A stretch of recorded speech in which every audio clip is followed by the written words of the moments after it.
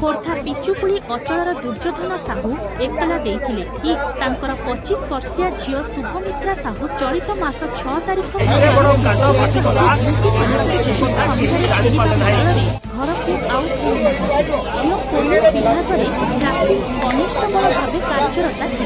तेणु commissionerate police पक्षर निखोज झियर संधान लगी केही सूचना देले 25,000 टंका पुरस्कार दियाजिबो बोली घोषणा करा जायतिला। पुलिस विभाग में कार्य करुथिबारु एहा पुलिस विभाग लगी चैलेंज थिला। तेबे झियर बापा जनाशुना दीपक राउत को शुभमित्रा बाबद पचारिबारु से सठिक उत्तर दे न पारिबारु संदेह पड़िथिला। जहाँ लगी police Shubhamitra mobile call detail देखि पूर्वर अपराधी थिबा दीपक को पचरा उचरा करिबारु से झियो को हत्या करी मां तारिणी पीठ निकटस्थ राजाबंध पोखरी निकटरे पोती देइछि बोली स्वीकार करथिला। तेणु कमिशनरेट पुलिस पक्षरु हत्याकारी दीपक को आज आनी बंध पाखरु शुभमित्रांक गलित शव खोली उद्धार करा जाइछि। अभियुक्त दीपक को गिरफ करा जाइछि। तेबे तासह एकाधिक लोक थिबा संदेह हेउछि ओ सेमाने अल्प दिन रे धरा पड़िबे बोली सूचना मिलिछि। मां तारिणी पीठ निकटरे एपरि शव उद्धार नै चांचल्य सृष्टि होइछि।